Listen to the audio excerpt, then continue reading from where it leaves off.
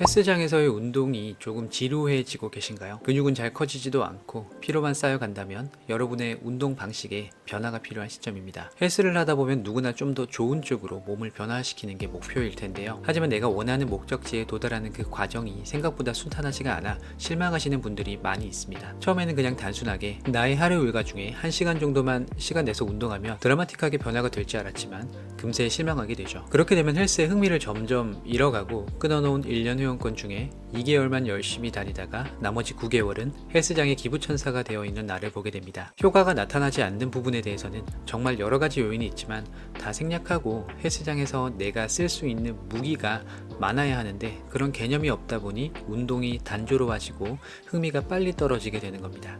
헬스장에서 웬 무기 타령이라고 생각하고 계시죠? 여기서 제가 말하는 무기는 웨이트 할 때 다양하게 적용할 수 있는 스킬들입니다. 한 걸음 물러나 초보자의 시선으로 보면 단순하게 그냥 기구에 앉아서 밀고 당기기만 하면 끝나는 것처럼 보이지만 운동을 잘하는 분들을 자세히 보면 그 단순한 동작에 스킬들이 녹아 있습니다. 오늘은 그 스킬 중 하나인 신장성 수축에 대해 이야기해 보겠습니다. 근육이 어떻게 이루어져 있는지 잠깐 설명하고 넘어가자면 우리 몸의 근섬유는 큰 다발로 이루어져 있는데요. 그 다발을 잘라서 단면을 보게 되면 이런 모습이고 더 안쪽을 보게 되면 이렇게 되어 있습니다. 여기 M라인을 보시면 위쪽은 평상시 이완 상태이고요. 아래쪽은 마이오신이 액틴을 끌어당겨 M라인에 가까워진 걸 보실 수 있는데 이건 수축 상태라고 이해하시면 됩니다. 근육은 지속해서 이완과 수축을 저런 식으로 만들어내고 있습니다. 헬스를 처음 하면 마무리 자세에 상당히 집중하는 모습을 볼 수 있습니다. 등 운동을 예를 들면 가슴을 가볍게 열어 등 뒤쪽 근육을 수축하는 모습이죠. 근데 사실 근육이 늘어나고 있는 순간에도 수축 강도를 더 높일 수 있는데요. 이 부분이 오늘 이야기하고자 하는 핵심 내용입니다. 신장성 수축은 단어에서도 어떤 뜻인지 유추해 볼 수 있듯이 근육이 수축 상태를 유지하면서 늘어나는 상태를 이야기하는데요. 기능성 운동의 끝판왕 노르디컬을 보면 이해하기가 쉽습니다. 저 자세를 보면 상체가 앞으로 이동 반경이 커질수록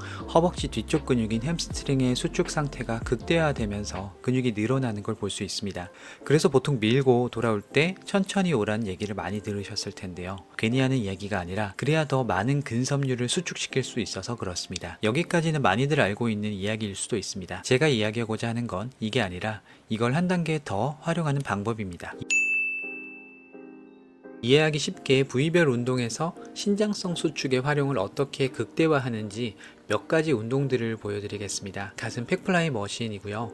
먼저 가슴의 제일 큰 근육인 대흉근은 흉골에서 시작해 상완골 상부 쪽에 붙어 있습니다. 근육을 최대로 늘리기 위해서는 흉골과 상완골 위치를 물리적으로 멀리 떨어뜨려 놔야겠죠. 팩플라이의 마지막 지점, 여기가 근육이 최대로 느려진 상태입니다. 더 이상 동작을 이어나가지 않는다고 정지해 있다면 내가 설정한 무게와 현재 대립 상태로 근육은 계속 일을 하고 있습니다. 그럼 보통 우리가 할 건 돌아가는 일만 남았습니다. 하지만 여기서 우리는 근육의 손상을 극대화시키기 위해서 스킬을 사용할 겁니다. 너무 정직하게 움직이지 않고 나만 느낄 수 있을 정도로 반동을 살짝 들어갑니다. 물론 무게가 고중량이 될수록 반동은 거기에 비례해서 조금 더 커져 보이긴 할 겁니다. 이게 포인트라고 생각하시면 됩니다. 다음은 등 부위이고요. 롱풀 머신을 이용해서 설명하겠습니다. 등은 날개뼈를 기준으로 하여 등 근육의 움직임이 만들어지기 때문에 이걸 기준으로 설명해 보겠습니다. 운동에서의 날개뼈 움직임을 최대로 만들기 위해서는 우리 어릴 때 학교에서 앞으로 나란히 라는 동작을 한 번쯤은 해보셨을 건데요.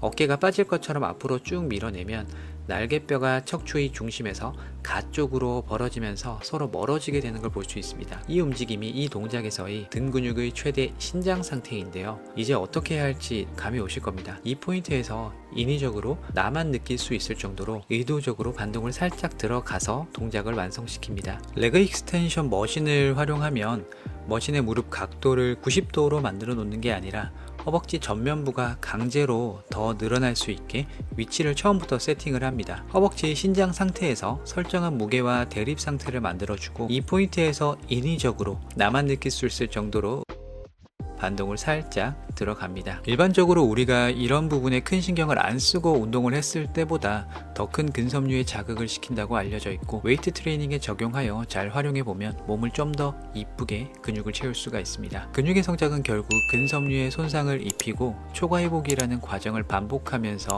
조금씩 커져가는데요. 손상을 입히는 과정을 좀 더 자세히 살펴보면 근섬유를 최대한 길게 늘렸다가 수축했다가를 반복해주면 웨이트를 깔짝깔짝 운동하는 것보다 훨씬 더 큰 근섬유의 자극을 깊게 전달해 줄 수 있겠죠.